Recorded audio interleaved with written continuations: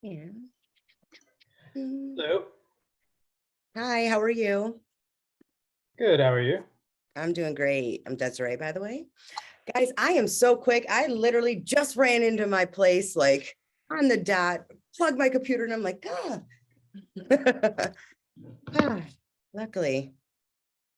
So Josh, I don't think you haven't been here before. So we wait about 5 minutes, let people in, and then we do like a short 6-minute meditation. It's just listening to music, like certain tones, to kind of line us all up. And then I automatically go right into the session, which it will read it to us, and I'll put it on the screen so you can kind of follow along. And then when it's done, we just dive on in and discuss and have a good old time. Awesome. That sounds great. Great. Hi, Trevor. How are you doing? Maybe I should tell everyone like, hey, we're here. Let me see.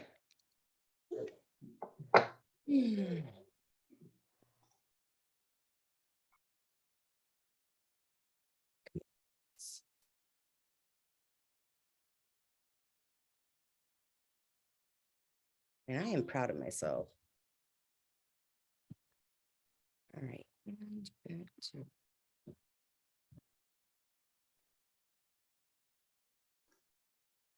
you do the meeting every week?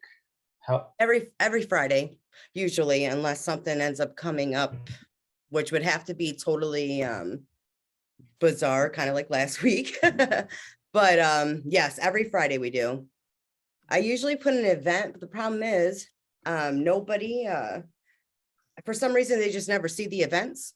So then I end Yeah. up yeah, so I just decided, you know what, I'm just gonna make the post with the link on there so that it's easier. We don't have to worry about this disconnect. Yeah, I have a Facebook group. I deal with that all the time, but I figured it out. Basically, to do a Facebook event and invite all your group members, you can only have a maximum of 500 members in your group. So like I'm constantly removing people that are from years ago and don't do anything, so I can invite everybody. But I think your group is like way over, so I guess you can't. Oh yeah, we have 17, about a little over 1,700. Wow. But I mean, but as far as this though, we don't have that many people that show up here. Yeah. But it's okay though, you know, they will come when it's their time to and they're ready. Of course. But yeah, that was a really frustrating bug that nobody knew or told me until I figured it out by like trial and error. Oh yeah, I would have had no idea. No clue. All right, one more minute.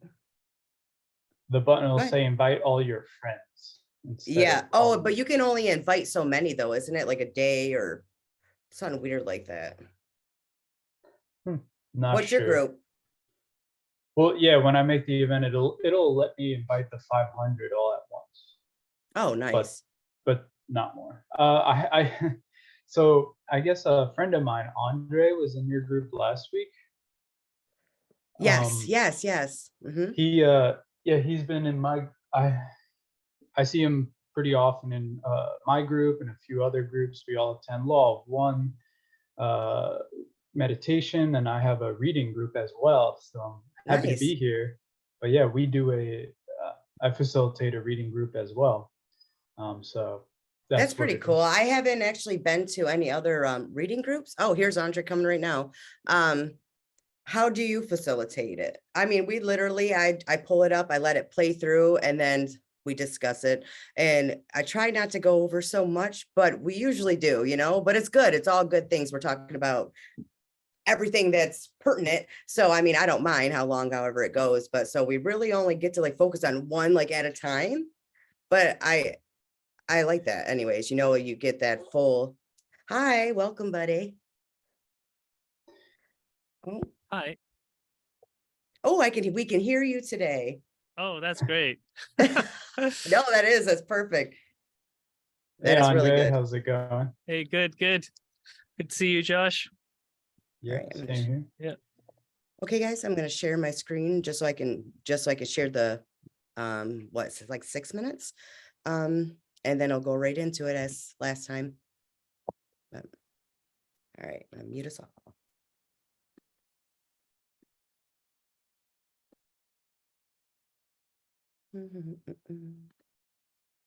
And cereal and play.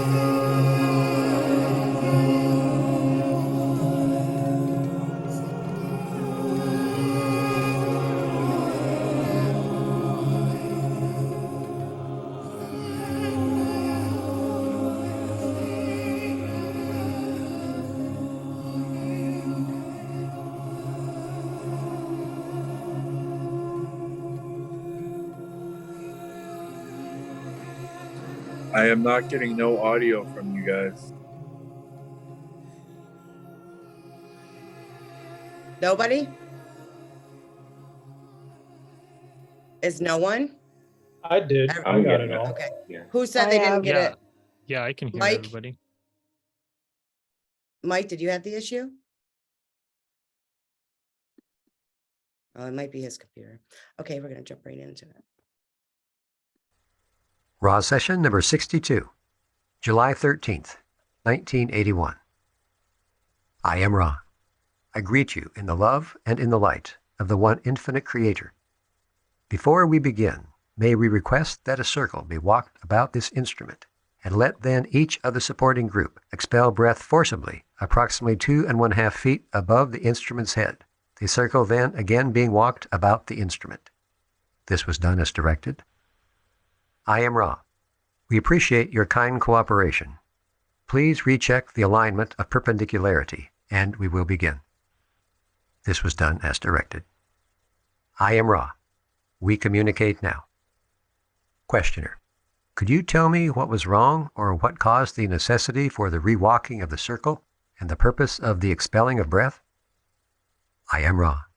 This instrument was under specific psychic attack at the time of the beginning of the working. There was a slight irregularity in the words verbalized by your sound complex vibratory mechanisms in the protective walking of the circle. Into this opening came this entity and began to work upon the instrument, now in trance state, as you would call it. This instrument was being quite adversely affected in physical complex distortions. Thus the circle was properly walked. The breath of righteousness expelled the thought form, and the circle again walked. Questioner. What was the nature of the thought form or its affiliation? I am Ra. This thought form was of Orion affiliation. Questioner. Was the attack successful in creating any further distortion of the instrument's physical complex? I am Ra. This is correct. Questioner. What is the nature of this distortion? I am Ra. This thought form sought to put an end to this instrument's incarnation by working with the renal distortions, which, although corrected upon time-space, are vulnerable to one which knows the way to separate time-space molding and space-time distortions, which are being unmolded, vulnerable as before the, shall we say, healing. Questioner. What detrimental effect has been done? I am Ra. There will be some discomfort. However, we were fortunate in that this instrument was very open to us and well tuned. Had we not been able to reach this instrument and instruct you, the instrument's physical vehicle would soon be unviable. Questioner. Will there be any lasting effect from this attack as far as the instrument's physical vehicle is concerned? I am Ra. This is difficult to say. We are of the opinion that no lasting harm or distortion will occur. The healer was strong, and the bonds taking effect in the remolding of these renal distortions were effective. It is at this point a question of two forms of the leavings of what you may call a spell or a magic working. The healer's distortions versus the attempt at Orion distortions. The healer's distortions full of love.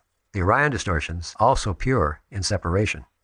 It seems that all is well, except for some possible discomfort, which shall be attended if persistent.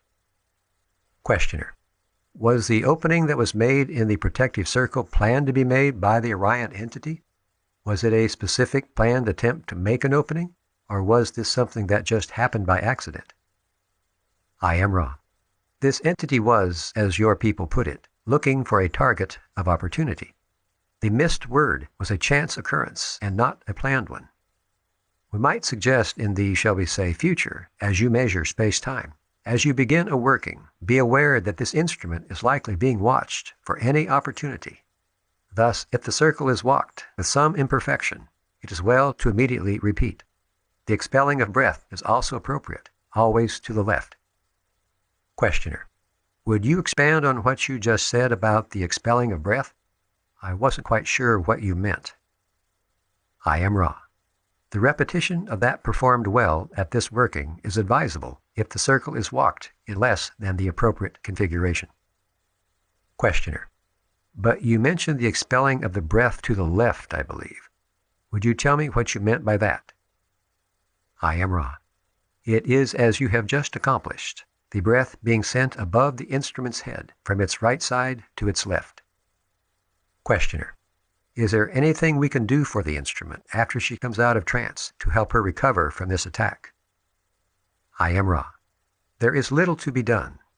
You may watch to see if distortions persist and see that the appropriate healers are brought into contact with this mind-body-spirit complex in the event that difficulty persists. It may not. This battle is even now being accomplished. Each may counsel the instrument to continue its work as outlined previously. Questioner. Who would the appropriate healers be, and how would we bring them in contact with the instrument? I am Ra. There are 4. The difficulty being at all noticed as bodily distortion. The one known as Don and the one known as Jim may work upon the instrument's bodily complex by means of the practices which are developing in each entity. Given persistence of distortion, the one known as Stuart shall be seen. Given the continued difficulty past the point of one of your cycles called the fortnight, the one known as Douglas shall be seen. Questioner. Does the instrument know who these people are, Stuart and Douglas? I don't know who they are. I am Ra. This is correct. Questioner. Is that the sum total of what we can do to aid the instrument? I am Ra. This is correct. We may note that the harmonies and loving social intercourse which prevails habitually in this group create a favorable environment for each of you to do your work. Questioner. What priority, shall I say, does the Orion group place upon the reduction of effectiveness or elimination of effectiveness of this group with respect to activities on planet Earth at this time? Can you tell me that? I am Ra. This group, as all positive channels and supporting groups, is a greatly high priority with the Orion group. This instrument's bodily distortions are its most easily unbound or unloosed distortion dissolving the mind-body-spirit complex if the Orion group is successful. This particular group having learned to be without serious chinks, may we say, in mind and spirit complex vibratory patterns. In other channels, other chinks may be more in evidence. Questioner. I'll make this statement, and you correct me. The Orion group has as an objective the bringing of service to self polarized entities to harvest, as great a harvest as possible. This harvest will build their potential, or their ability to do work in consciousness, as given by the distortion of the law of one called the law of squares, or doubling. Is this correct? I am Ra. This is correct. Questioner. Are there other groups of those who are on the service to self path joined with those from the Orion constellation? For instance, those of Southern Cross, are they presently working for the same type of harvest with respect to Earth? I am Ra. These you mention of Southern Cross are members of the Orion group. It is not, shall we say, according to understood wording, that a group from various galaxies should be named by one. However, those planetary social memory complexes of the so-called Orion constellation have the upper hand and thus rule the other members.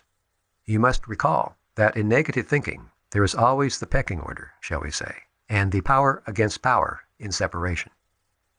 Questioner. By creating as large a harvest as possible of negatively oriented entities from Earth, then, the social memory complex of the Orion group gains in strength.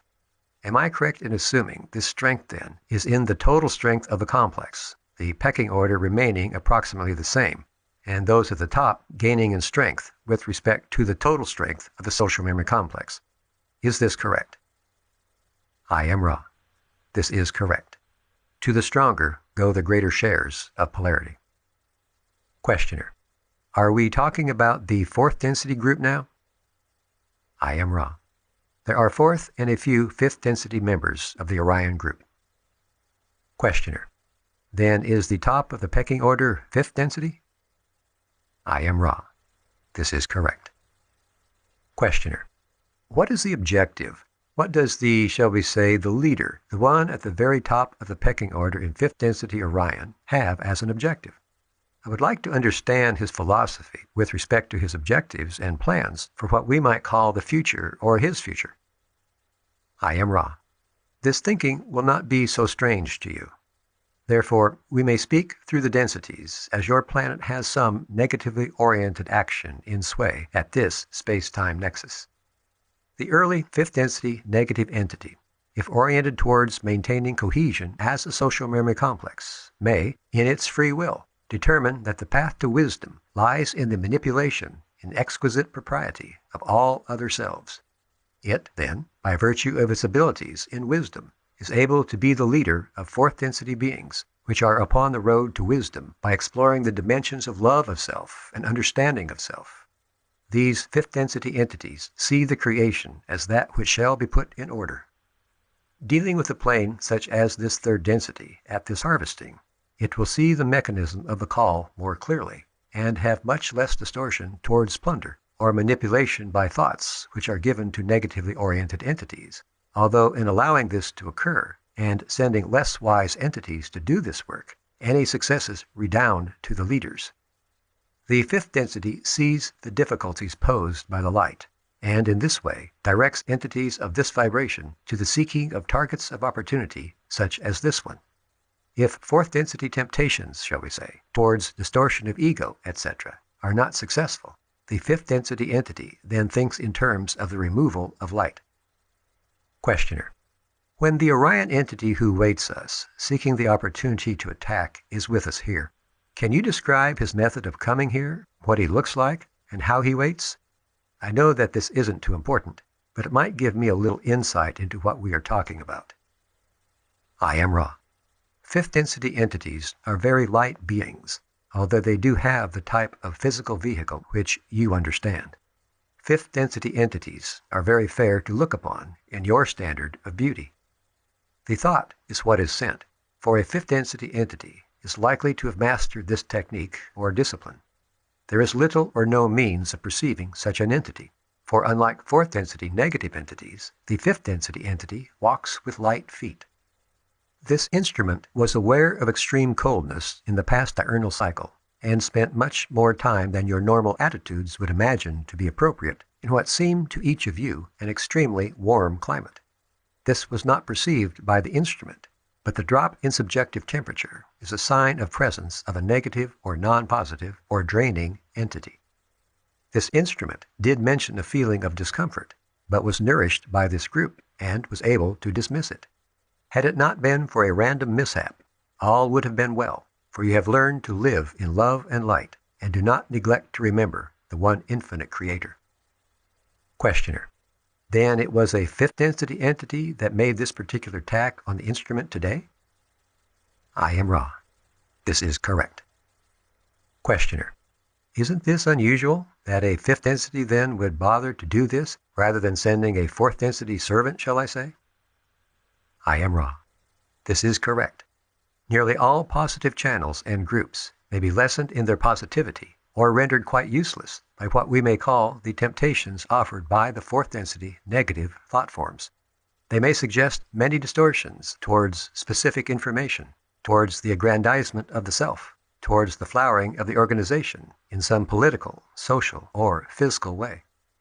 These distortions remove the focus from the one infinite source of love and light, of which we are all messengers, humble and knowing that we, of ourselves, are but the tiniest portion of the Creator, a small part of a magnificent entirety of infinite intelligence.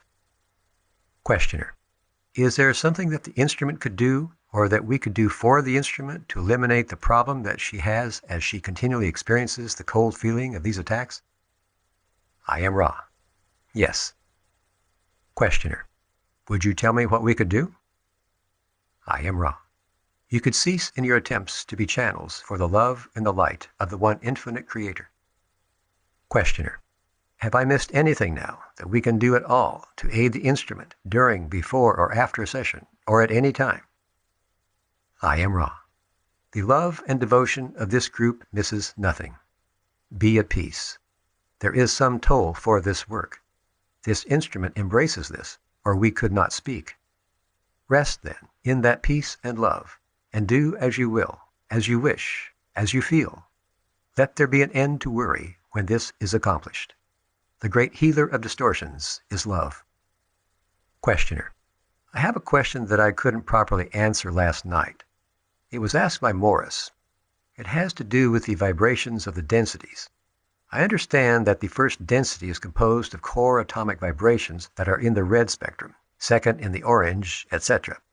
Am I to understand that the core vibrations of our planet are still in the red, and that second density beings are still in the orange at this time-space, or space-time, right now, and that each density, as it exists on our planet at this time, has a different core vibration?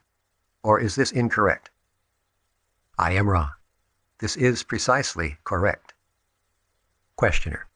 Then, as the fourth density vibrations come in, this means that the planet can support entities of fourth density core vibration. Will the planet then still be first density core vibration? And will there be second density entities on it with second density vibrations? And will there be third density entities with third density vibrations? I am Ra. This will be the last full query of this working. There is energy, but the distortions of the instrument suggest to us it would be well to shorten this working, with your permission. Questioner. Yes. I am Ra. You must see the Earth, as you call it, as being 7 Earths.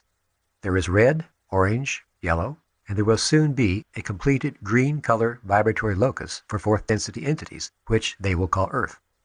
During the fourth density experience, due to the lack of development of fourth density entities, the third density planetary sphere is not useful for habitation, since the early fourth density entity will not know precisely how to maintain the illusion that fourth density cannot be seen or determined from any instrumentation available to any third density.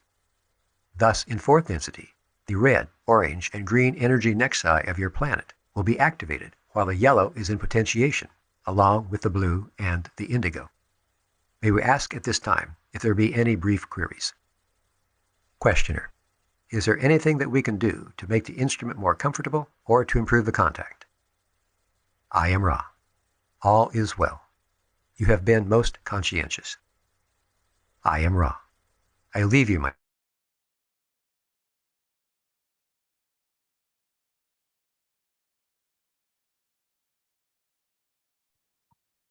Oh, you missed the grand finale. Oh, you're muted. I could totally play that for you right now. I didn't realize that I was hitting it too early. Oh, okay. I'll give it to you. I'll let you have it. Give me a All second. right. Cool. We'll go back 30 seconds. Come on. And shit. Oh, it's already doing it. Okay. There you go. will be activated while the yellow is in Went back 30 potentiation, seconds. along with the blue and the indigo. May we ask at this time if there be any brief queries? Questioner. Is there anything that we can do to make the instrument more comfortable or to improve the contact? I am Ra. All is well. You have been most conscientious. I am Ra. I leave you, my friends, in the glory of the love and the light of the one infinite Creator. Go forth then, rejoicing in the power and the peace of the one infinite Creator. Adonai. Awesome. Ra Thanks. session.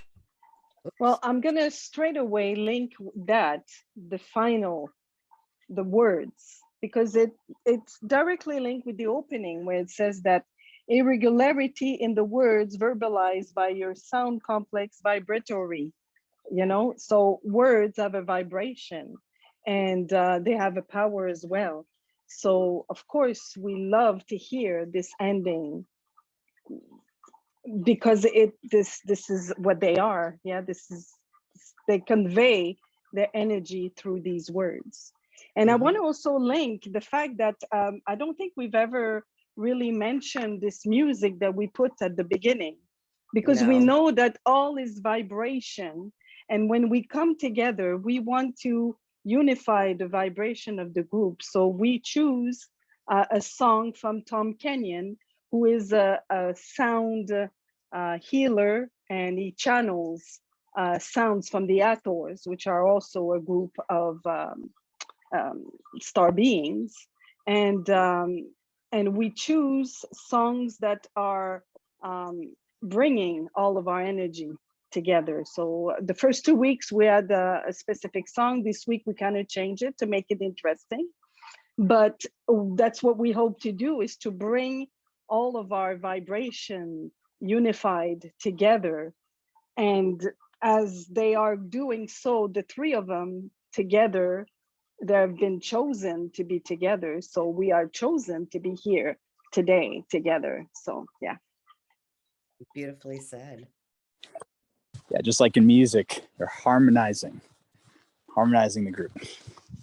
Exactly. So does anybody have something that they want to jump right into or talk about that was kind of laid forth there? Also, there is a video that's was, I believe it was to give an example of the kind of like the ritual that they do. We could watch that later if y'all would like to.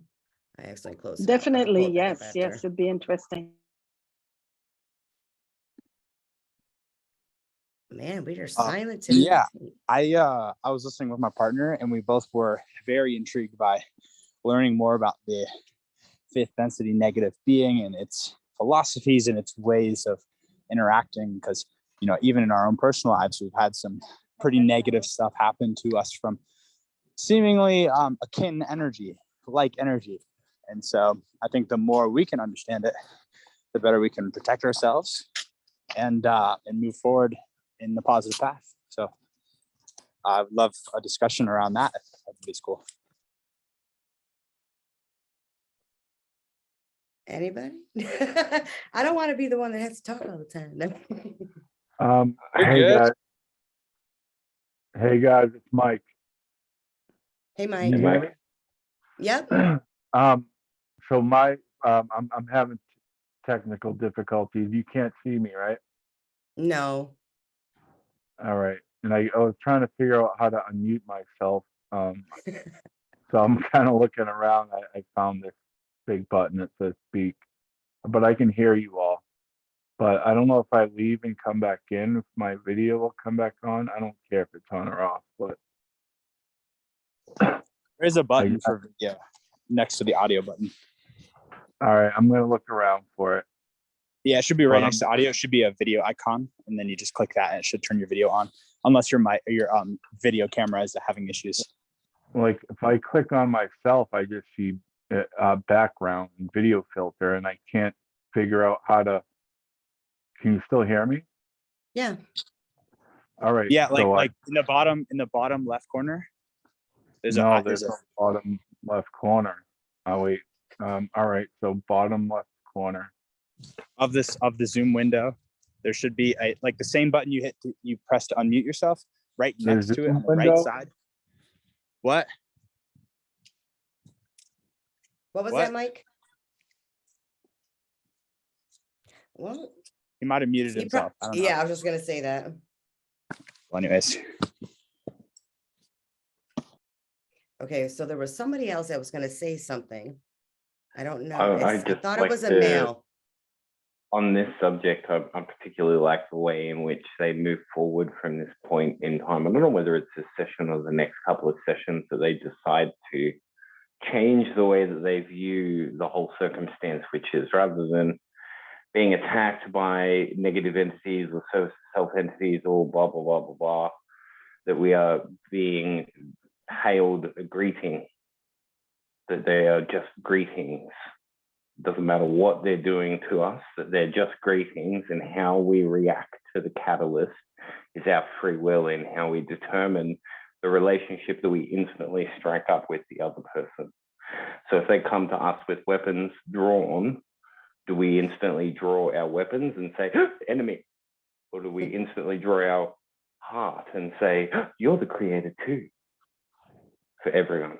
So let's move forward with the guys on the premise being that these aren't bad guys, or that we're not trying to prevent negative attacks or anything like that. And language slip-ups are perfectly fine, but conscious awareness is all about seeing how we kind of change these things using our unconscious frames. And that's one that we can begin to use straight off the bat. How's that?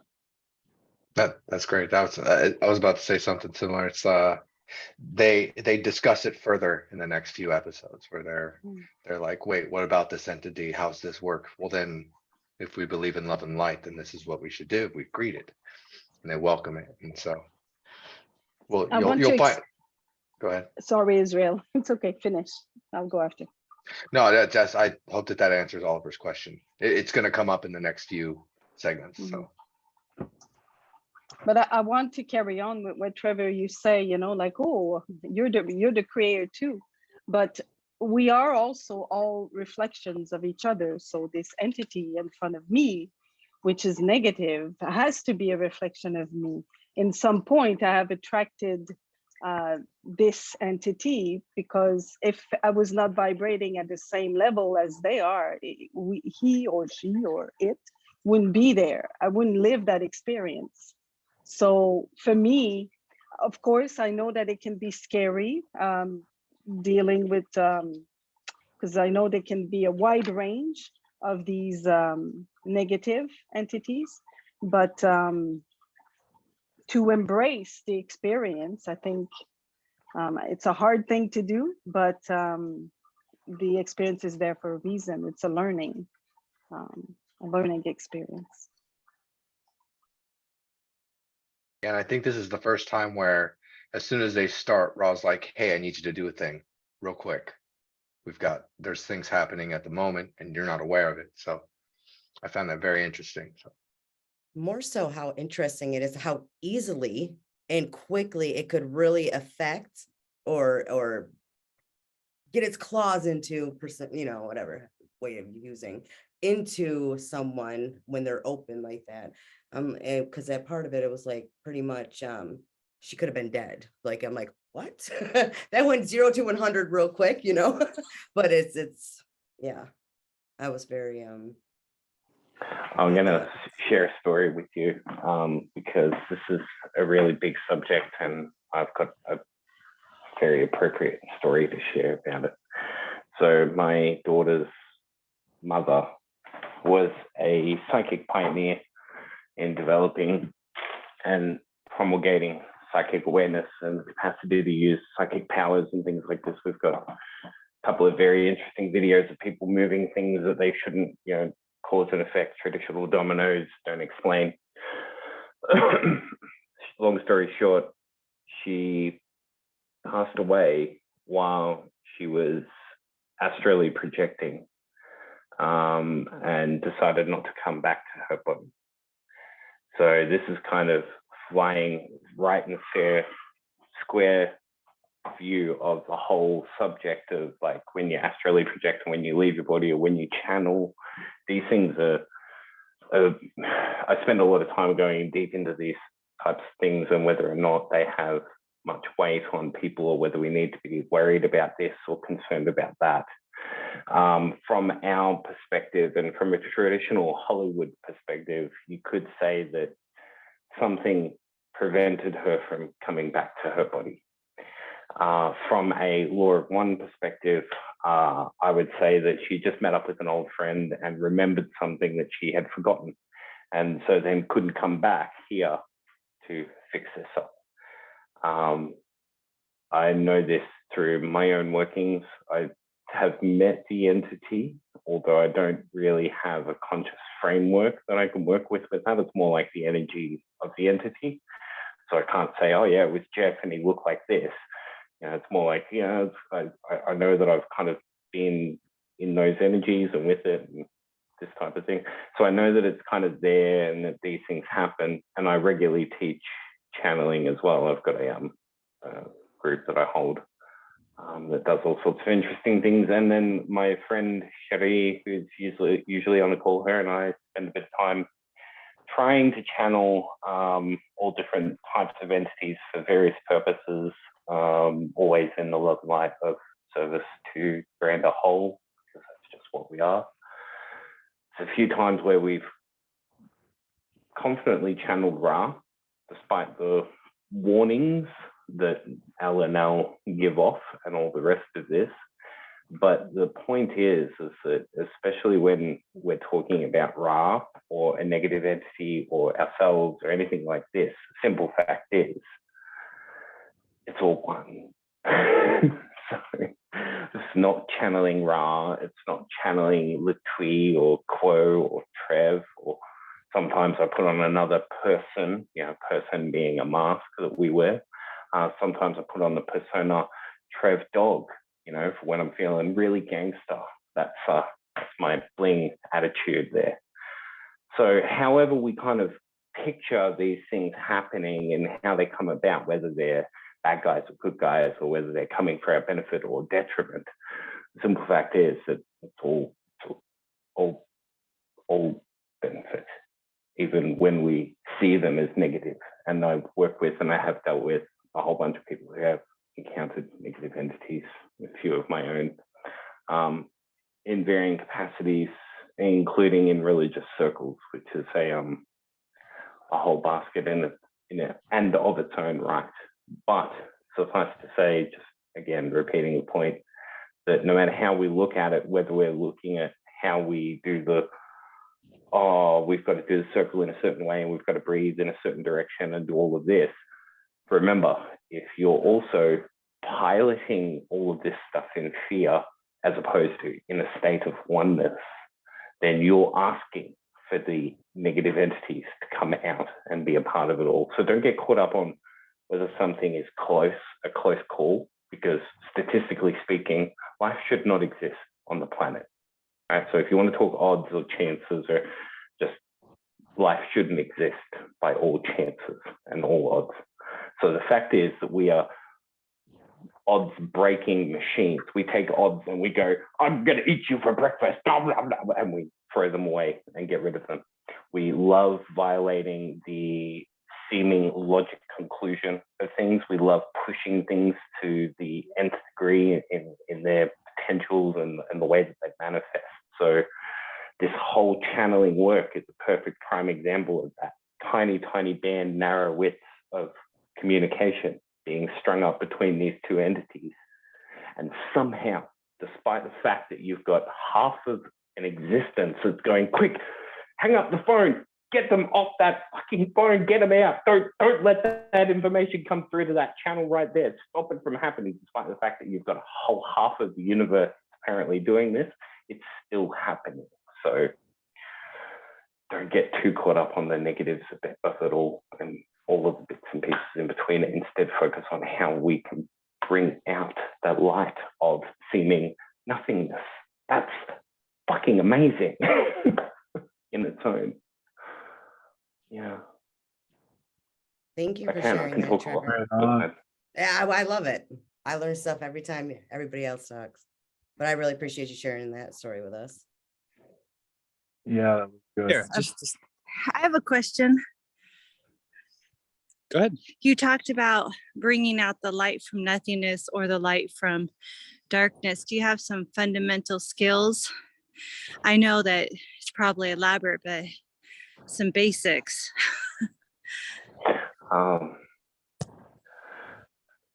That smile that you've got on your face, you know, the sensation of electricity that you've got underneath the cheek. You know, the sensation of happiness that I'm talking about. It's not the facial movement, it's the electrical feel underneath. Like when you feel a smile, when you feel compassion and love and understanding, you feel that energy, not just your body go, look, I'm doing stuff, and it changes shape and does things. Like there's an actual part to it. That's what we're looking at. That's how we do it.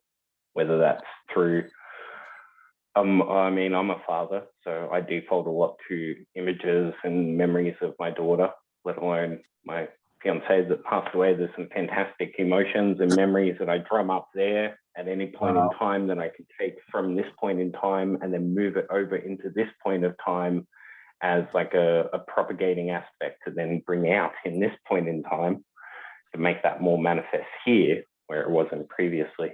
So,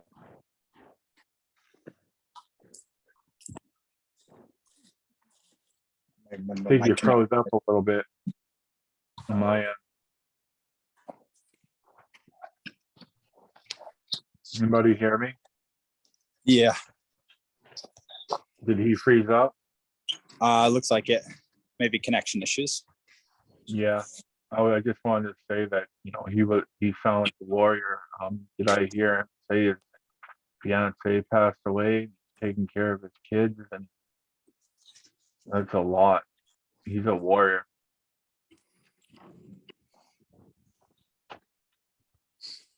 How's everyone Richard- else doing? Lights. Ben's, you're muted. I just wanted to share because what Trevor was saying just reminded me of what one of Bashar's channelings was that basically, you know how we live in this quantum universe, and that like every quantum particle, it moves left and right at the same time. And so every close call we've had, we actually did die in one of the parallel universes, and then in another parallel universe we're fine. And each time that happens, like faster than you can remember, we're given that option. Okay, do you want to continue living at this point? And then it's like, yes. Okay, then one of the infinite universes where you survive and you continue. So you always have that option. Because you are one infinite creator, your free will is paramount, and you can always continue living. And the only power that other entities can have is the power that we give them through fear or those kinds of things. Because when we're fear of another, then we're kind of pretending that they have this power, and then we're actually giving that power to them and then letting them do whatever it is we're afraid they're going to do. Whereas if we're just like, oh, you're me, then we can take all our power back, and we're like, we're all one, everything is fine. We can just be happy together.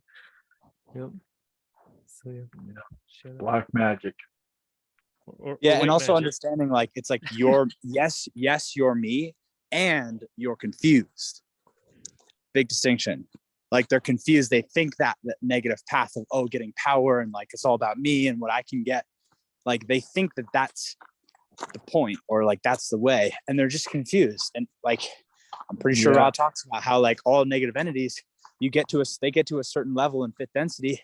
You can't be a -6 density. That doesn't exist. 6.5. Because, but yeah. I'm right. Thanks for the correction. Right. So at a certain point, like it becomes so clearly apparent that you're everything that you just can't you can't be selfish, because it's like the veil is gone.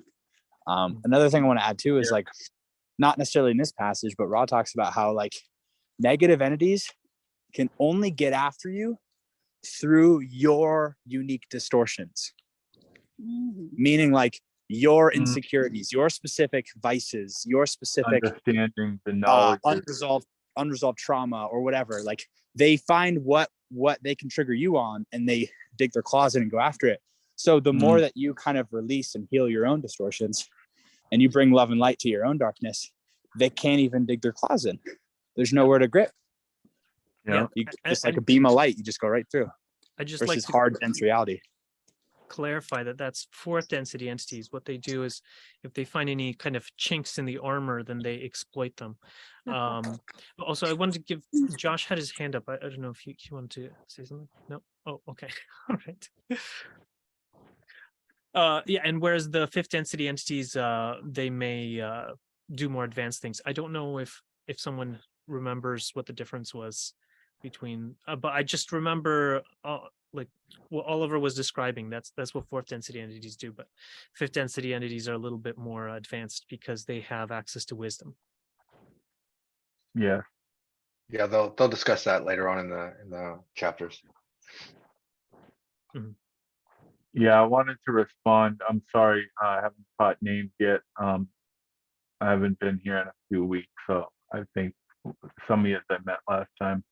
So you're talking, the guy prior, you're talking about how a lot of people are confused. You know, they don't recognize the spirit. You know, they just look at the flesh. You know, it's like it's all about beauty and how I look in the flesh, and that's what they think self-love is loving their flesh. Because if they don't acknowledge the spirit, then they don't truly know themselves, right? Would you not agree? And then, so how could you love yourself if you don't truly know yourself as a spirit? You know, and people are confused because they don't acknowledge the spirit. You know, church chased a lot of people away as we're children. You know, and people are just about things and looking pretty. It's all about stuff and, you know, where I am, you know, and it's sad, I mean, Well, no one there's a believed us, so it's like hard to get across. there's a lot of people, and they all have their own path. And then if we Yeah. choose the service to others path, then our kind of objective is to forgive and love all beings, if Mhm. they're mean to us, if they're kind to us, if they're neutral, if they're lost, if they're confused, if they're service to others, if they're service to self. In all of those cases, we forgive and love them. We open our hearts and we provide them Absolutely. that space of love. Understanding Amen. that that's their path. But as Yeah. far as what you said, Mike, just on a different, just like go in on that with you. I understand what you're saying, but I feel like you only know what you know, right? Or what you're taught, whatever else. I can tell you honestly, didn't I know what self-love was till I was 30? And I swear I was going all, what do you mean? Of course I love myself. Look at me. I'm What like, is it to you? but what do you mean? What is it to me? It was, What does well, it used, self-love I mean? thought at one point it was just, I see myself, like you were explaining, the flesh, everything. And then it wasn't until a lot of very bad relationships. And I caught myself doing this. Well, what's wrong with me? Why me? And I was like, wait a minute. I was putting it out there. That's what, like, how I see myself, that I deserve that, to even take blame or take that, okay, so that was a them problem, not a me problem. If someone cheats on me, but that wasn't a me problem, that was a their problem. But me, I would internalize it and think it was a me issue. And that's when I realized, like, holy crap, this is what's going on in my life. Why I continue to have the same thing, because when I go and internalize that as me being the issue, I'm literally, like, without even realizing I'm saying it, that I truly believe my worth is a lot less than what it is. But it is, for me now, is totally different. I don't accept things that I don't deserve. I treat people how they, not how they treat me. Let me rephrase that. I don't even know how to fully, red flags don't happen. I don't settle for anything, but I feel like a complete me, a love me. I worked on me for like 4 years, not dating anyone, but seriously going within me, acknowledging my shadow self, the things that I had shame for, I was ashamed of, or whatever else. I embraced it, forgave myself, loved myself. Mhm. And I'm okay with that. Like, I can wear, I know it's like battle scars, but like nothing that I'm ashamed of. It is morphed me into the person that I am. And it allows me to actually be, like, for instance, in relationships, because I used that earlier, well, in the beginning of it, a whole me for somebody else, right? Like, I should have had no business trying to be in a relationship as only being a fraction of what I should have been. I feel like, so I don't know, but yeah, So, Desiree, what is self-love to you now? What does it mean to you? I it's mean, a you continuous explained thing. it, but does it include the spirit? Like, do you recognize the spirit? Like, listen, like my whole perspective on this changed in the last 6 months. I was thinking just like you, where it's like I respect myself. I'm doing shadow work, that shows that I'm helping myself, but Explain to me what you mean then by spirit, because I can go into it, but I think I need your well, definition we on what have it a is to thought. you to Okay, all right, clarify let me that with get you. deep. Let me get deeper. People get Please scared of it, do but we're in the dive law of in. one. All right. Well, it wasn't until recently that speaking to Daniel, okay, he taught me very well, and he really resonates with me that Yeah, he I love gave him. his life to Jesus, you know, 20 years ago. He didn't want to live no more. And he said, I give my life to you. Like you give me my purpose. You talk to me and tell me what I should do. And things happened for him since then, right? But that's just his story. But I've learned from him that I need to have faith. I've never had faith. The church chased me away from faith. I mean, the law of one, that's all me looking for proof, right? Like reading things, like kind of proving things in a way. But it's not about God. You know what I mean? I'm not trying to go off topic, but so I give love to the creator, and I love him first Mhm. before I can love anybody else. I realize that's why, this is my personal thing. I might be wrong. This is why all my relationships end in chaos, because we both loved each other, but we were both loving flesh, and we were not giving love to God first. So not until and I couldn't, because I couldn't give love to God the way I did to my girlfriend. And like, it didn't click. It's like, what do you mean give love to God? I don't even know who he is. And then I'm like, after, what I went through last year, Desiree very well. Mhm. I'm like, I got to try something different. I don't even want to be here no more. I I said, know. God, if you're there, like, I'm giving my life to you. You know what I mean? And things started happening for me. And as I started to give love to him through faith, the best love I know how to practice, I began to simultaneously love myself. And then I realized, I'm like, that's what I've always been missing and questioning, why I don't love myself. What does that mean? Because otherwise it's egotistical. If it's because you look beautiful, everyone loves you, it's easy to love yourself, right? And it's easy to say you should love yourself and take care of your body. That is a way of self-love. And I would tell people to do that also. But it also is, to me, has always been egotistical, because you're separating yourself by loving yourself as separate from everything else, right? You love yourself, but there's no self. We are all one, okay? So then wouldn't you So be by loving loving all that? self, you're separating it. This is how I always thought, that I'm separating myself, and it's in a way egotistical, because all the self-love books that I've read, none of them included God or spirit. So it still never made sense to me, not until recently that I started simultaneously loving myself and all in there. So when I say, to recognize the spirit, and love the spirit and give love to God, and start loving yourself. That's what I mean. My opinion. I like it.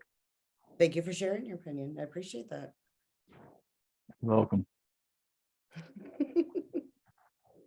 I was going to say, when the couple asked about protecting themselves, according to Ra, that the three of them,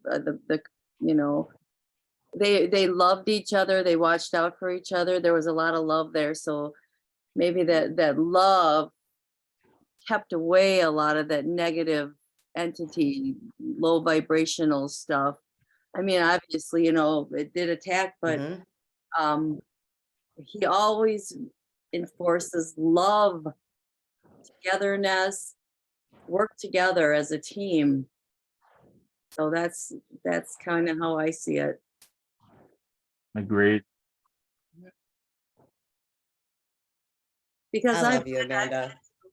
I've had to do that, with that one. I felt a low entity, and I said, well, come back when you're of love and light, and then we'll talk, and it left. So, I mean, to me, that makes sense.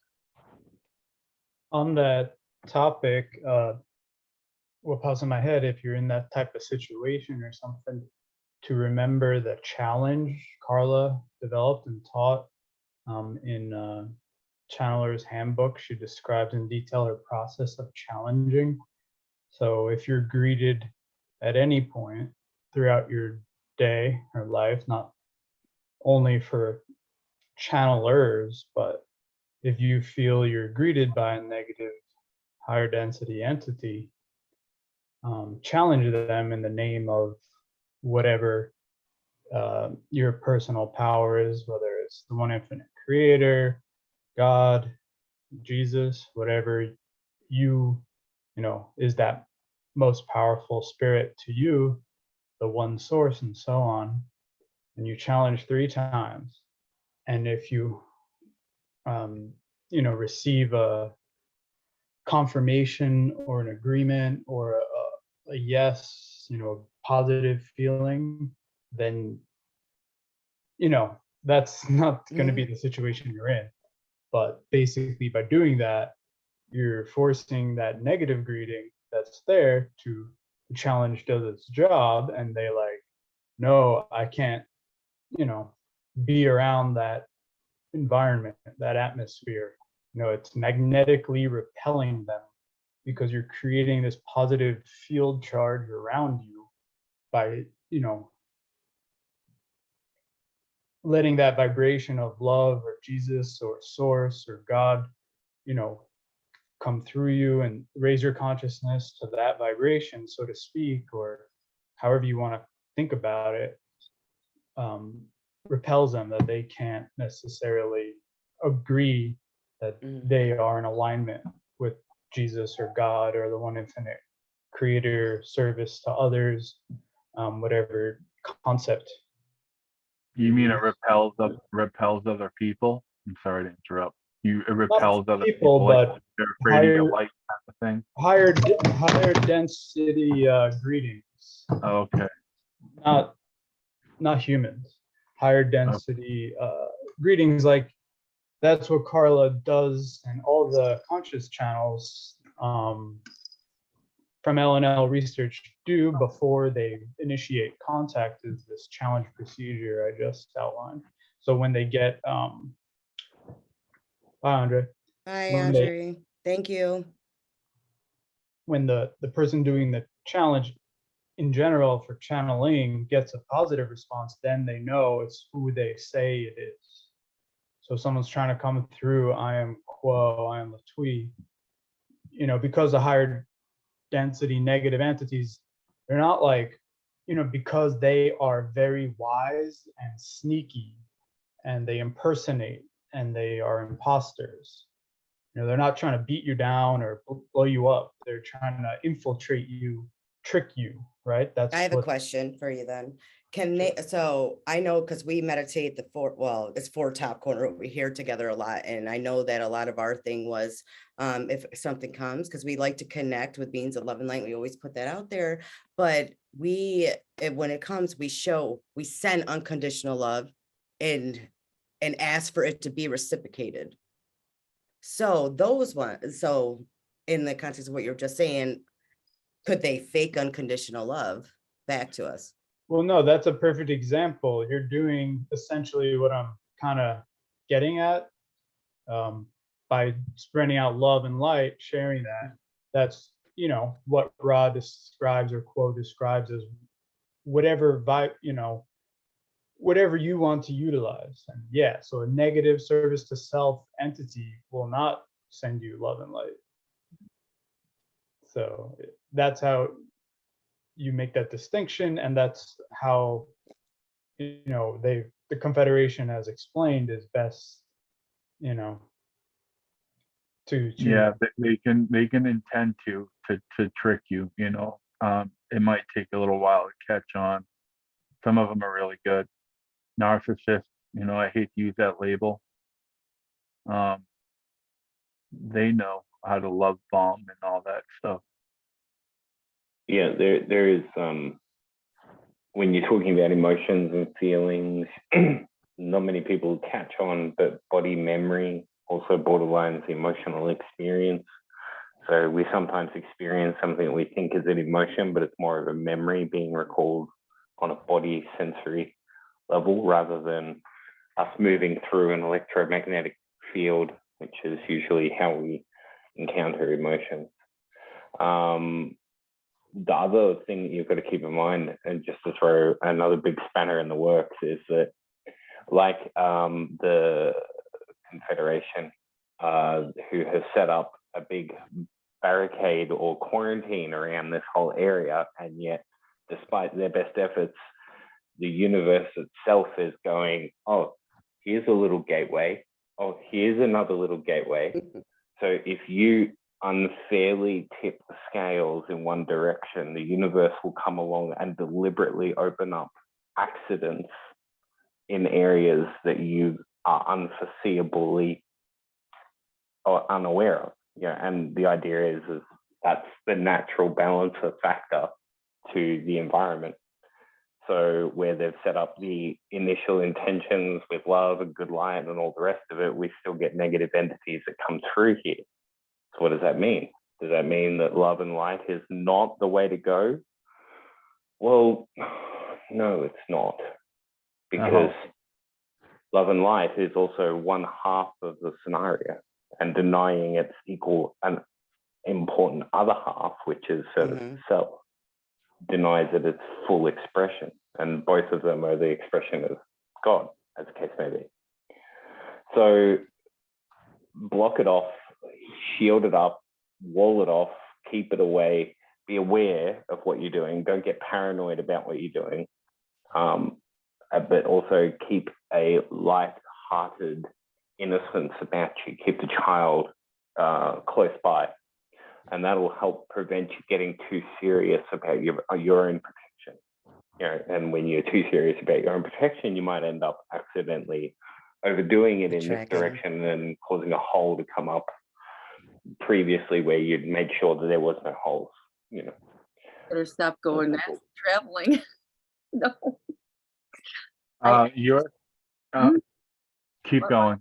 No. Keep going, but you're just commenting. Oh, you know, when you said that your girlfriend didn't come back with astral traveling, I do that, and sometimes I can't stop from doing it. I'm working with, with the other three, and she likes to go and keep like going. going without even trying, like it just without happens. even trying. So I got a little freaked out, but I got it. Keep it up. You know, the one thing I wanted to talk about, I'm just going to bomb the middle of the conversation with it. It's relative. Was there's a conversation that seems relevant previously, or again, it might be further on in the book. There's a part where they talk about how free will came about. Like, free will wasn't always here. There wasn't always the duality. There was once just singularity, and that singularity was being expressed in its experience. So the first distortion came along and happened at one point or another. But before that, it was previously conceived of as utterly non-existent, as in it wasn't conceived of. Now we're dealing with something that's very similar. I get the feeling that what we're not being clued in on here on the grander scale is that the bad guys are actually good guys, of course. And I don't mean that in some sort of soppy. The plot twist. Like actors in a play is what you're saying. Like actors in a play. Exactly. Bad guys at the end of the show, they bow and they're being applauded for. Exactly. We know this obviously from Shakespeare and everything else, but I'm talking on the next level, right? So we've gotten to a point in the universe where backtracking a little bit, where we've gotten to the maximum expression of everything, and everything was pretty bored with it. So they went, you know what, let's pretend like we could have a choice against what we're doing here. So then the whole universe started again with this thing called duality. So now they've got, I mean, it doesn't start again and stop again like that, but for the sake of conversation. What we've got now is this thing going on, which is called this duality experiment. And we're running around the place here going, yeah, but we're going to outsmart the experiment because we know that the bad guys are still bad, even though we don't call them bad because we're not trying to be that, you know, so we're trying to be good. So we're subtly, unconsciously and subconsciously confirming the fact that we're running away from the negative things by moving towards good things, even if we're unaware of it, unless you've done the programming to underlay that sort of framework. But the point is that sooner or later, further down the track, I think that the service to self entity is going to find a way of perpetuating service to self. indefinitely for the purpose of the whole, right? But that's the only reason why the surface to self originated, was as an expression of the whole against the whole, to experience the whole, because otherwise the whole was not able to.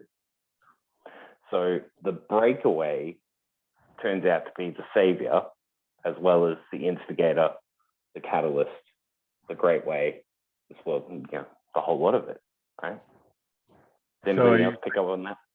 Are you suggesting, like, Yeah. the negative entities get to 6th density, right? And then Ra says, then they have to start over, right? So are you suggesting that they won't start over, that'll just be eternity? Well, I'm what he's thinking that what he's saying, when like part of the how you get to the positive path is recognizing the negative path. Yeah. Like that's the duality. It's like one needs the other.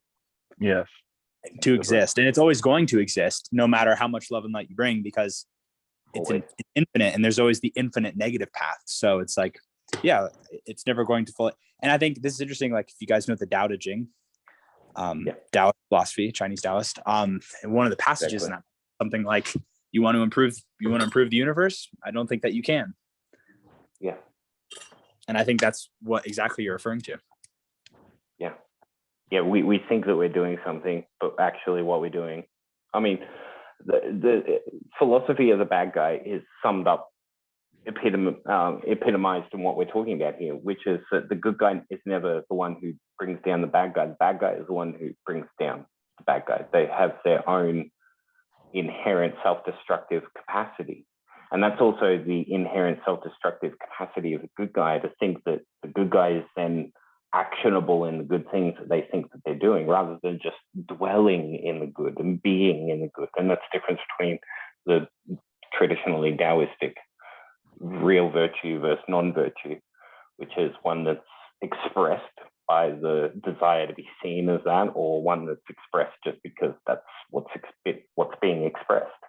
So it's like so ego when versus ego.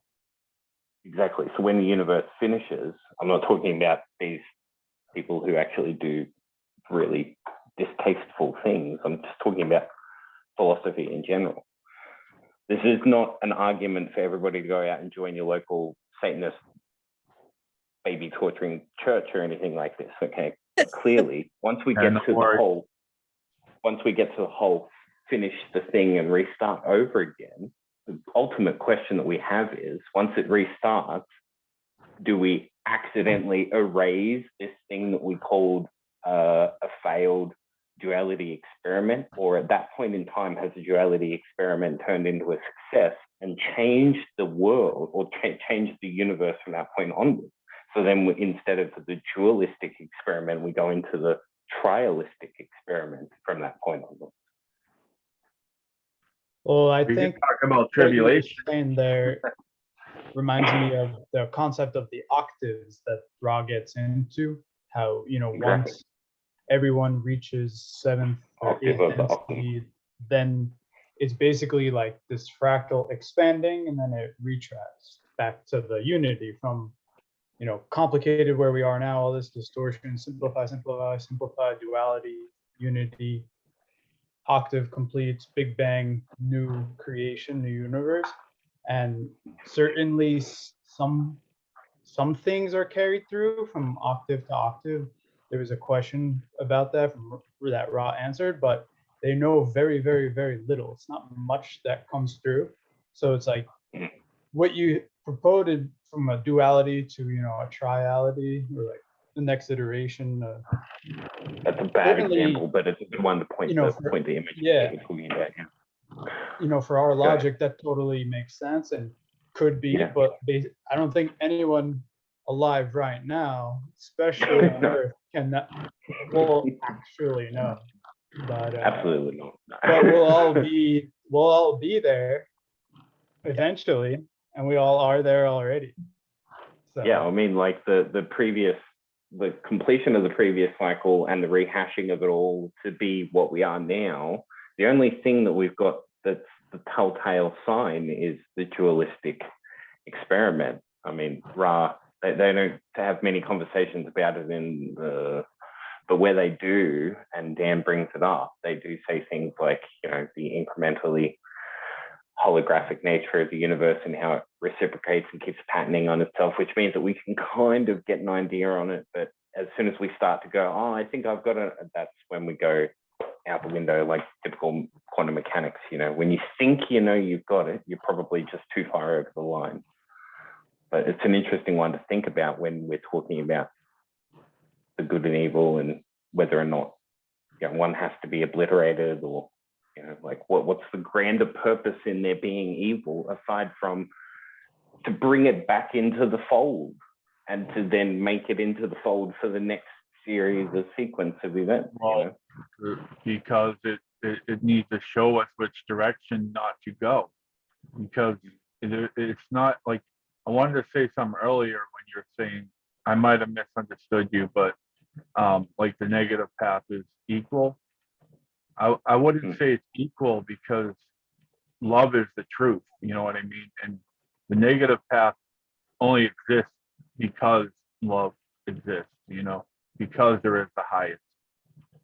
So the negative path will never go anywhere good anyways, you know what I mean? It's like, because love is the truth, right? I mean, if we learned anything from the law of one, love is truth and truth is love, and that's all there is.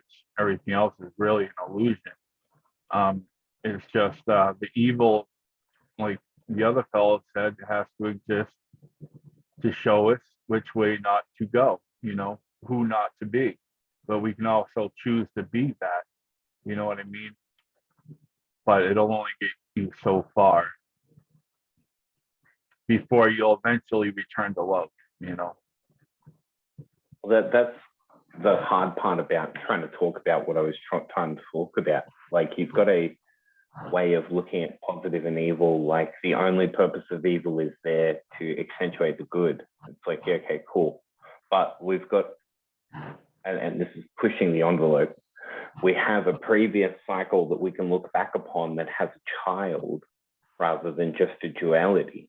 So the positive and the negative back here birthed this thing that we call duality here. So maybe when I think about how all of these entities and they ask for good examples every now and then, like, well, what is this entity doing? Like, what are they going to take? How do they actually arrive? Are they like hiding around the corner waiting for us to make a mistake? You know, and they ask some interesting questions like that.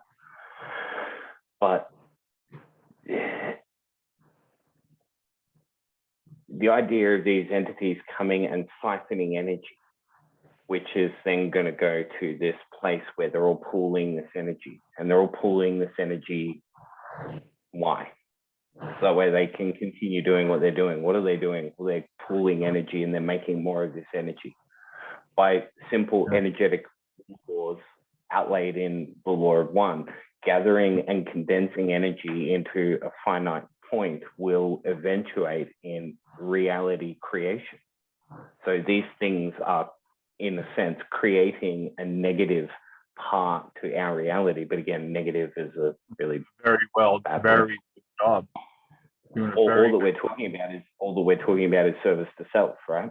So at this point in time, at the completion of this end of the cycle, what if life forms that have no traditional biology are the result of that? And this is something that I've pondered about multiple times, because it's, again, sort of what happened with what we've got going on at the moment. You know, for the longest period of time, these life forms lived on this planet. We'll just take isolated example on Earth. Prior to any sort of animal life form, there was only plants, rocks, and exoskeletons, insects, all these types of things. And then along comes the first kind of fleshy, mushy kind of life form. Everything in this entire world would have been looking at this fleshy, mushy life form and going, what the fuck are you? You know, where do you come from? You can't be normal. You're definitely not organic, because everything else here is rock hard. Like, you've got to be built to survive here. So clearly you're not built for this environment. You're built from this environment by the idea of something. But the idea of a negative entity, which is actually a negative entity under the diluted guise of it being separate from it being the collective. So the negative entities are the collective whole and Ra and consciousness itself at the same time. So what are they actually trying to build at that point? When you get to that point of the scale, we're not talking about like a nuclear bomb or a type of gun or a type of technology to get people locked into a telephone screen all the time. We're talking about things that push the boundaries of what we even consider to be potentially viable. And that's where I like to spend my time. Slave race. I think we're a slave race to these entities, and we are being used as slaves. Therefore, they want to keep us here, reincarnate us over and over. You know, and they want power, you know, but these are all knowing beings. They know way more than us. They know about God. They know about love, you know, like the fallen angels. I don't know. I get biblical sometimes. I never used to, but not that I'm religious, but the fallen angels, you know, they were thrown down here, and, you know, even in the Bible, it says Satan is king of this earth. You know what I mean? He's the one that's going to be here. It also says that God made Satan. Huh? Well, it also says that God made Satan. So yeah. That's the point, is remembering that it's all still God's creation. It's a duality, yeah. Speaking of the fallen angels sorry, go ahead. I was saying, speaking of the fallen angels and biblical stuff, I just want and along on the same topic. Not sure if any of you read the thing called Hidden Hand, but it was some online supposed sharing of information of a STS entity in contact with its, hierarchy, its higher density STS entities, but it was like in some strange position where it shared a lot of information. And one concept that I remember in regards to this conversation was concept of, I don't know if you remember how familiar where Yahweh created, is our logos, our direct logos, who created, the earth and the civilization there. And because he got like selfish and he didn't give them like free will and a full veil, and they wound up not really doing much as far as advancing and evolving because they weren't making the choice, because he just made it like a paradise kind of thing.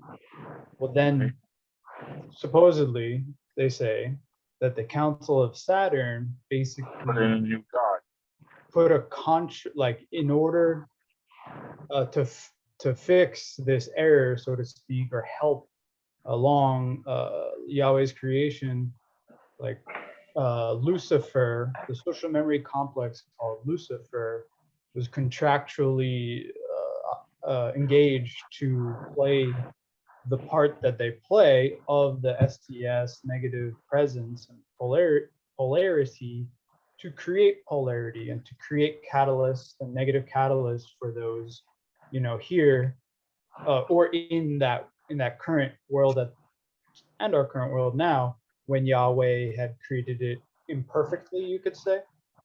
Lucifer, social memory complex, aided in the STS end of things to get them to create that duality that we're talking about, that you've mentioned over and over, very well explained. So this concept came through from something called Hidden Hand, that, very different than most of the stuff I read is on the STO end of things, but it was very interesting and very much in alignment with the law of one. They definitely knew something. What does SDO stand for? Service to others versus service to self. Got it. Thank you.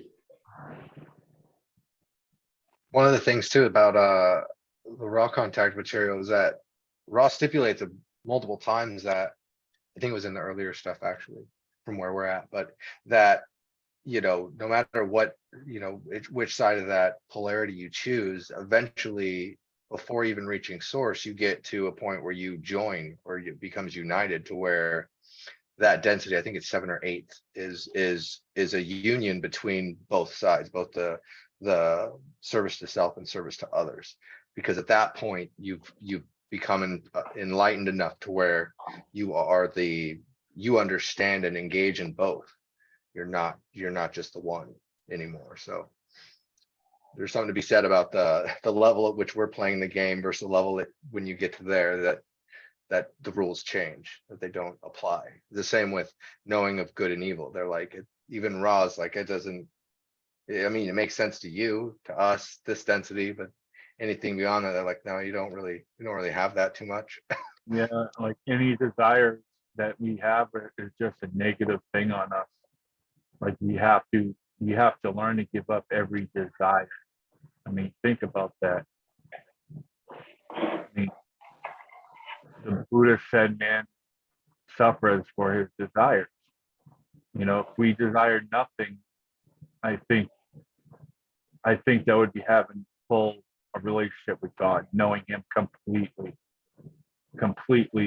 and having that with him, and not needing any worldly things, knowing that they're just worldly things. But we have need, you know, we want things. Love, you know what I mean? And love of flesh. Needs are a lot different than wants.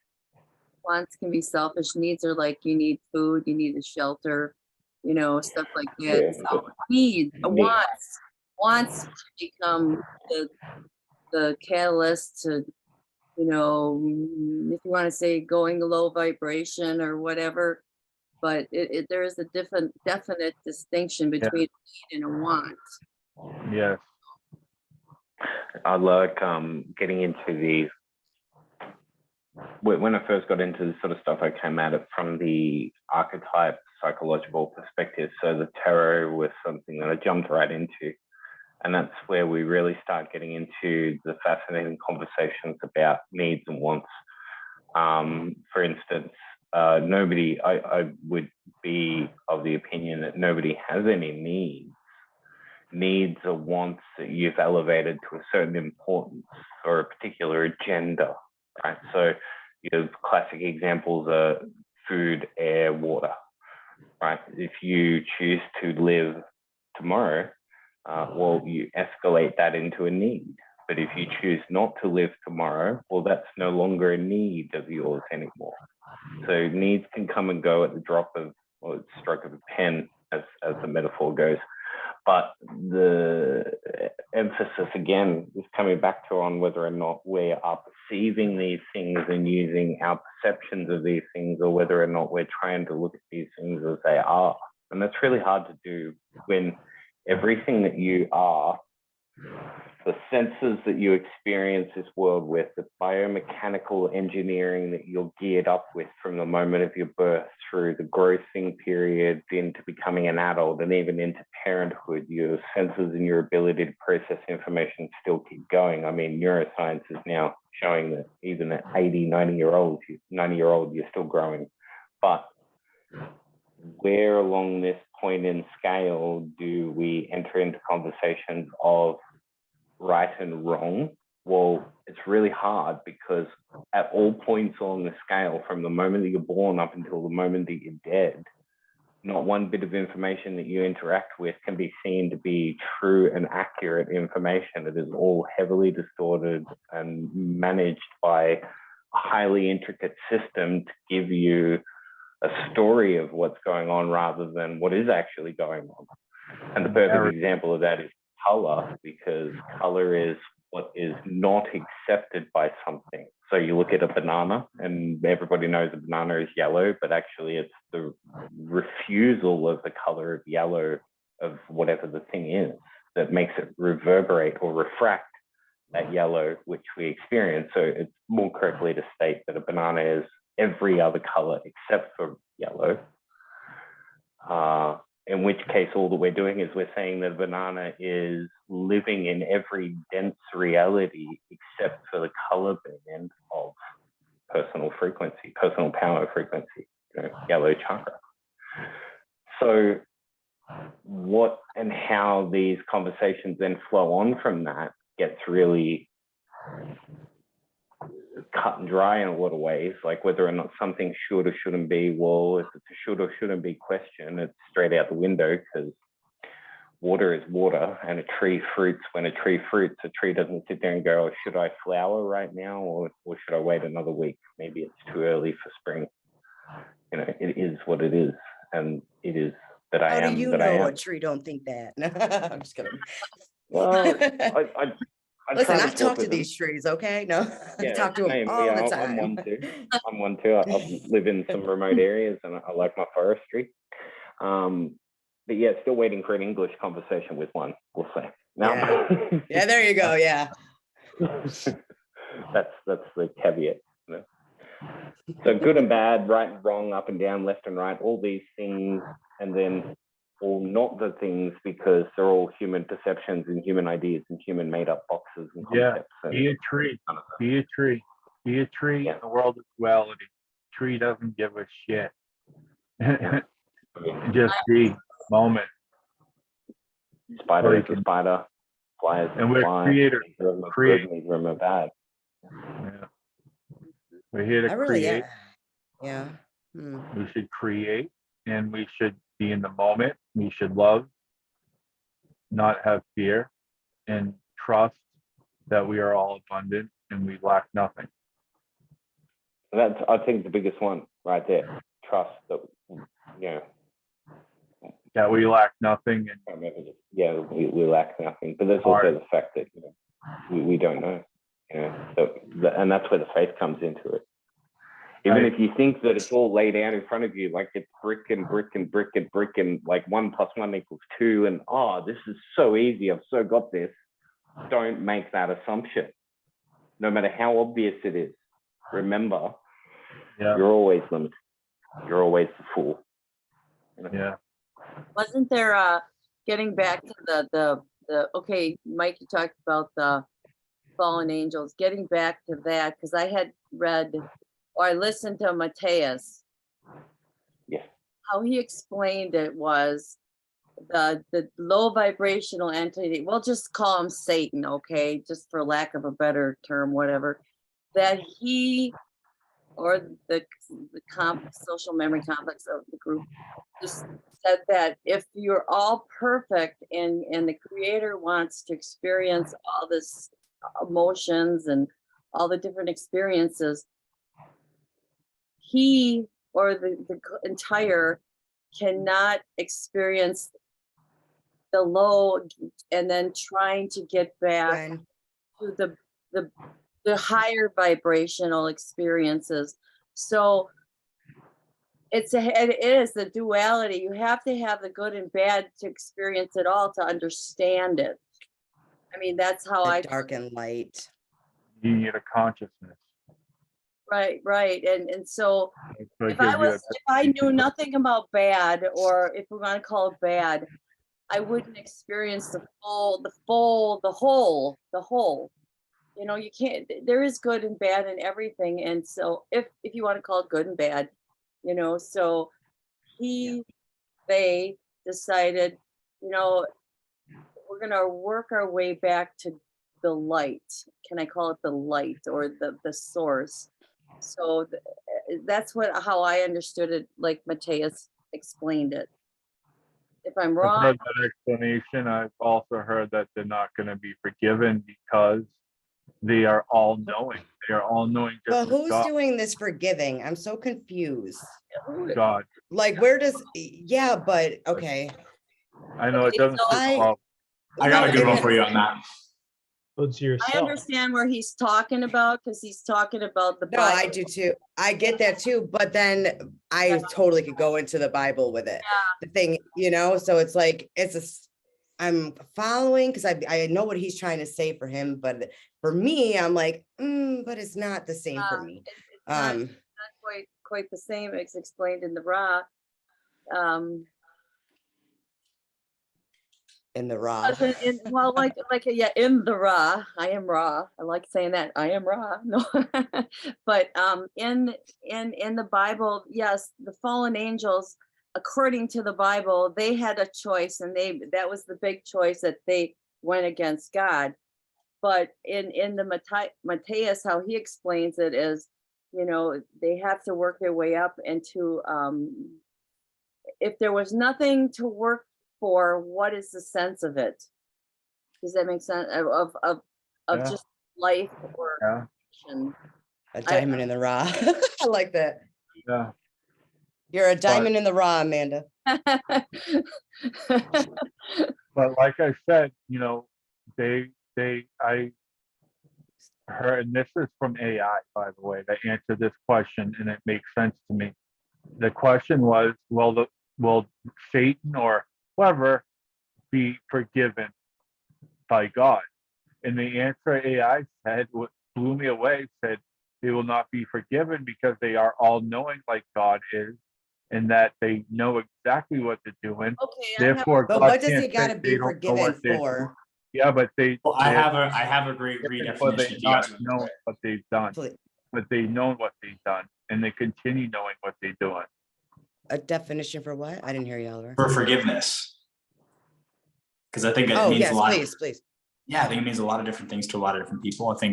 I mean, like the work that I do, you know, I help people heal. I do a lot of trauma release. So a big part of that is forgiveness. So it's something that I think about a lot. And I had kind of an epiphany on it one day. And I realized, like, I just looked at the etymology of the word. Forgiveness, forgiving. So it's forgiving. Forgiving. Well, to me, I immediately think the about act of forgiving. Yes, the act of it. It's an act. I mean, it's like a conscious act of forgiving somebody. I get what you're saying. I understand. Letting go, the power of God. Could you, that, I don't believe that was all of it, right? Could you, that wasn't. Just like, because people a lot of times they think, oh, if I forgive, that means that I'm making whatever happened that's okay. Like this person that hurt me, oh, it's okay that they assaulted me. It's like, no, I see it more as forgiving, right? Kind of what you're getting to, Amanda. Like you make that experience about forgiveness, meaning that like you allow that experience to push you more on the path of service to others, which is about giving. And then what's the opposite of that? Forgetting. Think about that. Forgetting, right? So what can I get? Service to self. But you're forgetting forgiveness, if that makes sense. Yes. No, I get it. And so it's like for me, one of my biggest traumas, you could say, is I saw my brother get electrocuted to death right in front of me. Now, there's a certain nihilist point of view that, yeah, it was a meaningless thing. It just happened because it happened. And then you just got to deal with it or whatever, right? That's fine. I believe you create your meaning. But what makes a lot of sense to me is I have transformed that experience to become a person who can give to others. Because other people who go through trauma or through loss or things, I can be there for them. I can give love and presence to them, right? So to me, that's my form of forgiveness. And it works really good when I look at it that way. It not only makes forgiveness more appealing, but it feels like it gives it some legs. Because I think people say forgiveness as this abstract concept, and it doesn't feel very defined. So I hope that helps for some of you. Thank you for sharing that. Yeah, you're welcome.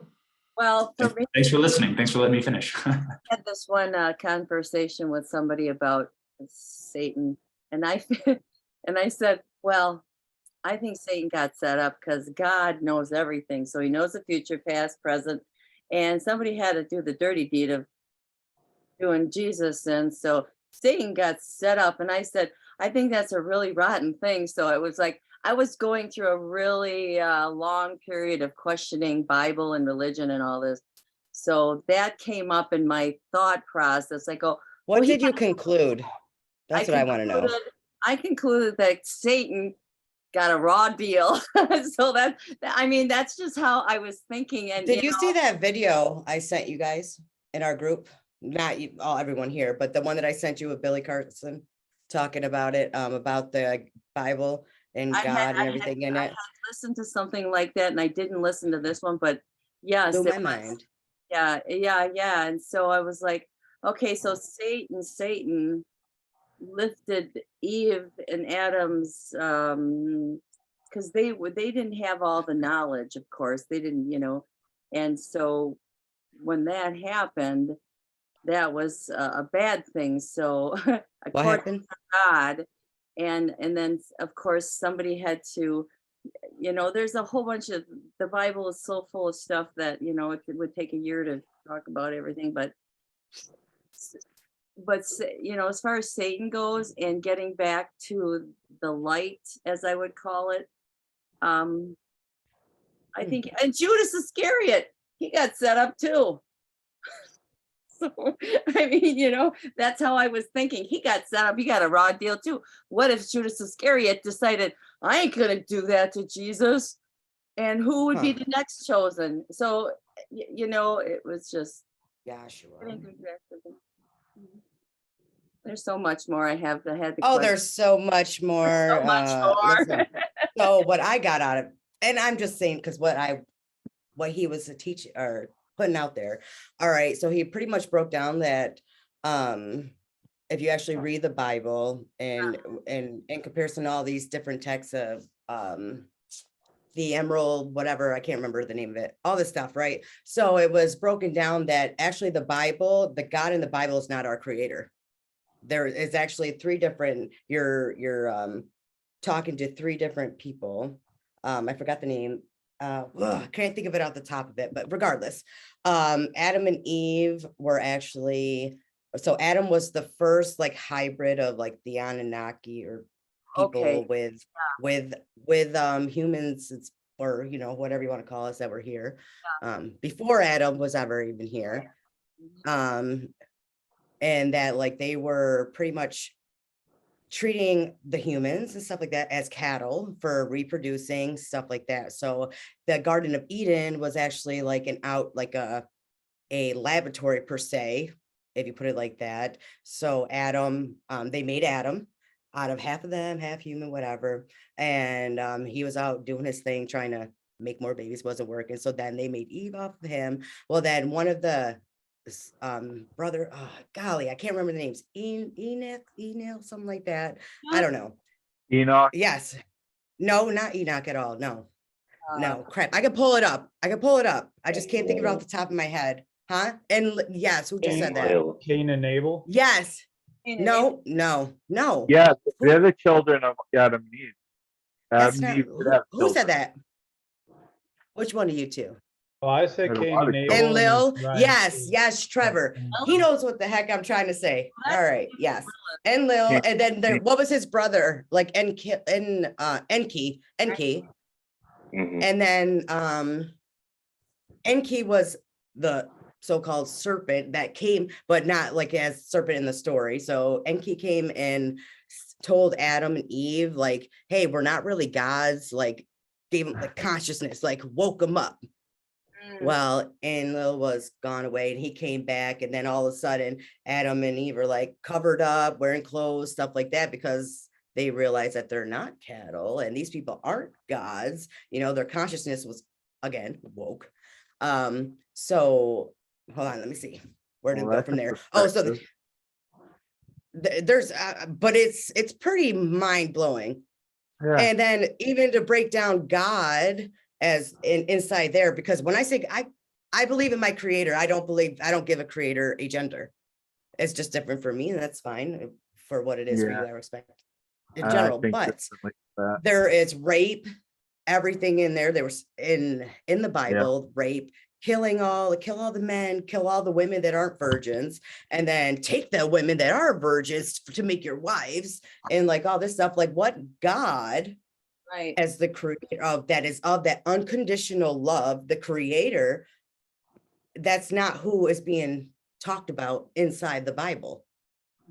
Because to me, I think that's an old God. I think that's the old God. He got jealous. There's an old God? Very jealous. Oh, and God. also the First Testament. But it goes in both of them. Yes, it does. In either or, I like to talk about stuff because it don't bother me. Regardless, I respect whatever your beliefs are. Right. But I mean, it just interesting you bring it up. We were just talking about that with some other friends about how, or at least as far as the raw content goes, there was Yahweh, Yep. like I had mentioned earlier. And then Mhm. Yahweh, his teachings became distorted, and the Orion impostered themselves as Yahweh. And like the Ten Commandments given to Moses came from one example, they came from the Yahweh that was being imposed by And that thou Orion. shalt not kill as they're And pillaging then people and the killing true everybody. Yahweh, who, the Confederation member Yahweh, basically was referred to them on as Yud He Vav He in the scriptures. So definitely, like what you're saying, all this bad stuff, clearly not STO stuff that's in these scriptures and so on. If you're referring to the Old Testament, it's the Orion influence on the 3D people who were writing this stuff down, Right. that came through as Yeah, they there are many believed revisits. it was Yahweh, but it was Orion impersonating the Yahweh. Kind of like I was just talking about with the challenging, how if they think Hatan is there, they check 3 times that it's really Hatan. Whereas back then they're like, oh, it's God, it's all good. Where they're getting malware in there, and yeah, forget the other thing. And you got the story of Enoch, that's very interesting. But the teachings are all the same. So somewhere the teachings came from, it doesn't even matter. The teachings, love thy neighbor. Are you going to argue with that? You know what I mean? Are you going to think I that will argue with thou shalt not kill, but Moses was sending people in to go kill and pillage freaking and people and kill people. Hey, and then on that, I want to jump in very quickly. Have we heard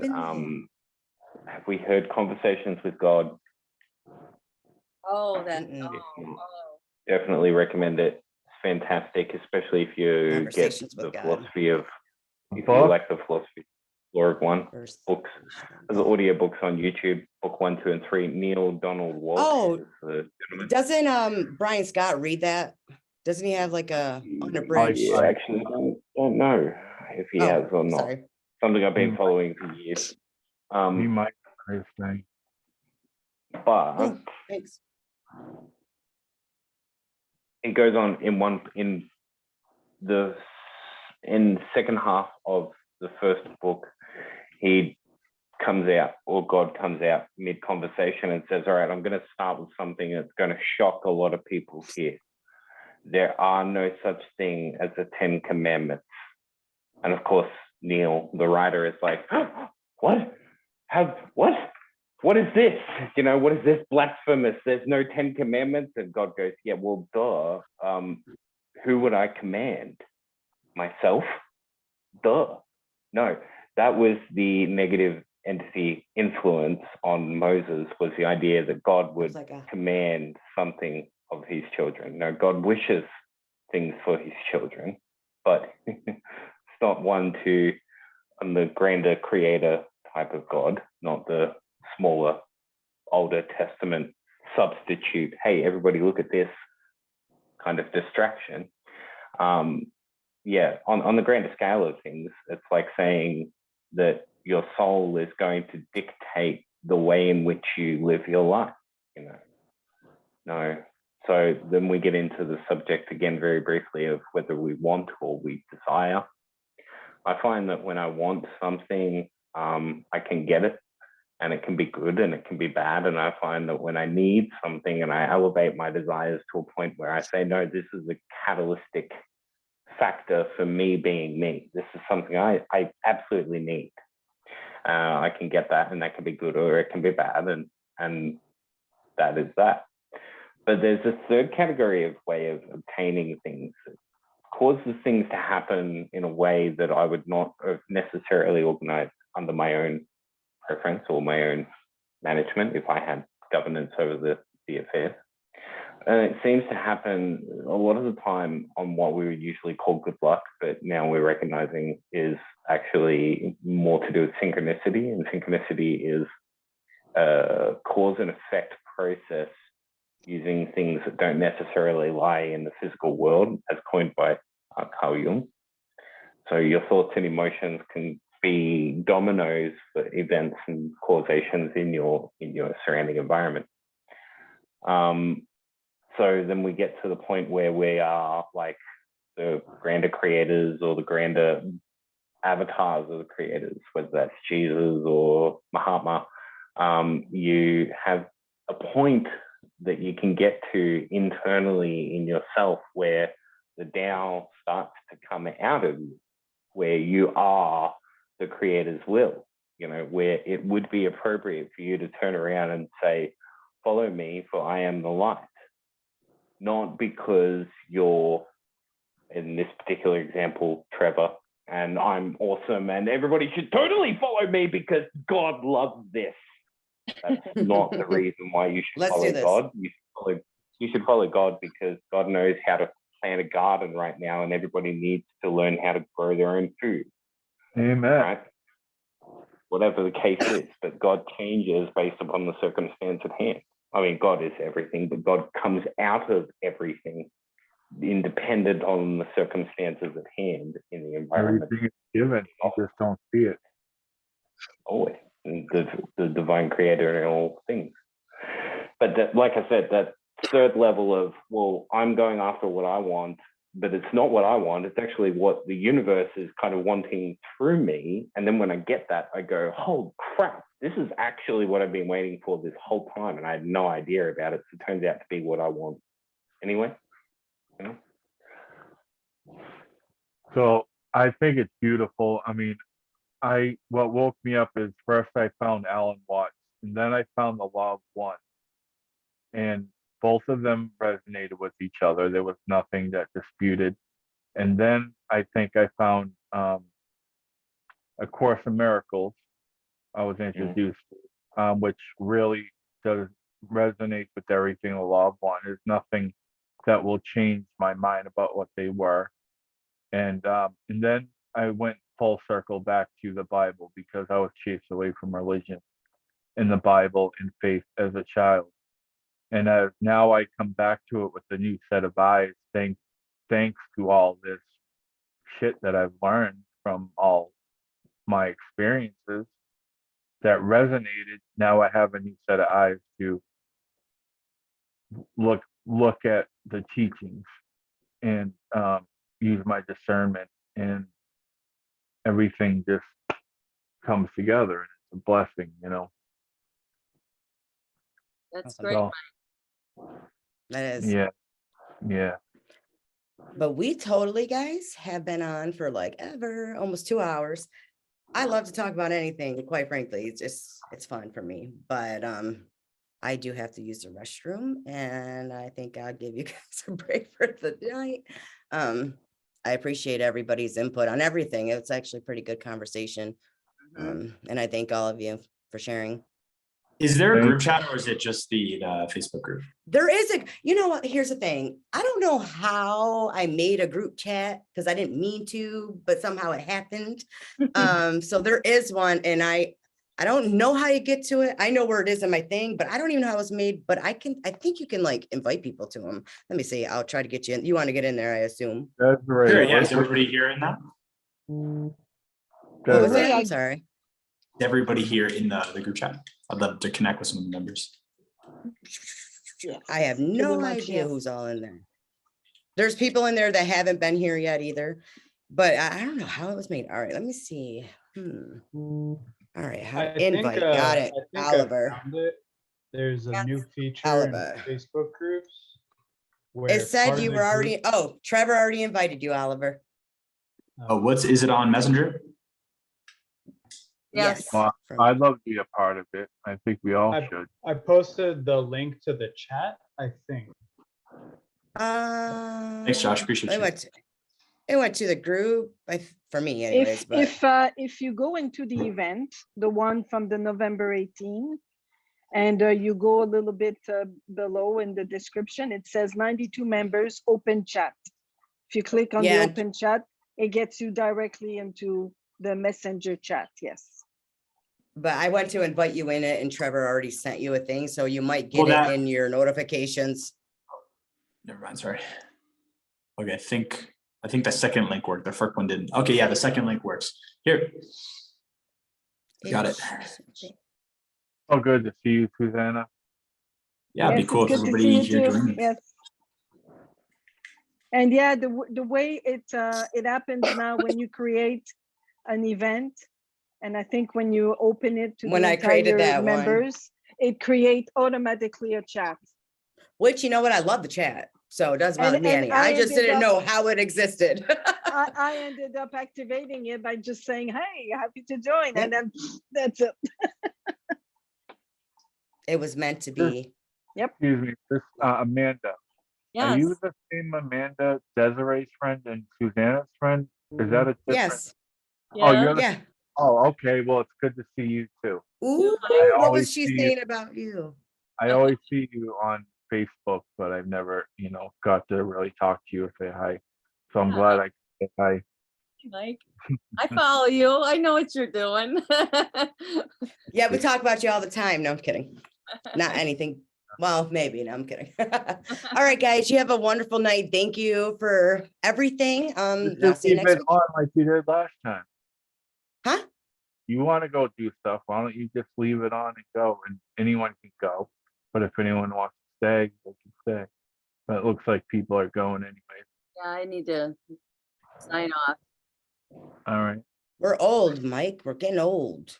I know. We did that last time though. Those guys. And it was they'll nice. Stay on. Nice to have you back, Oliver. Missed you last Thank you. week. Appreciate you. Yeah. So we're gonna do next week, next Friday. Mhm. Yep. Bye. right, Take care, everybody. bye. Have a great night. Be good to yourself. You too. See you later. Thank you. Bye.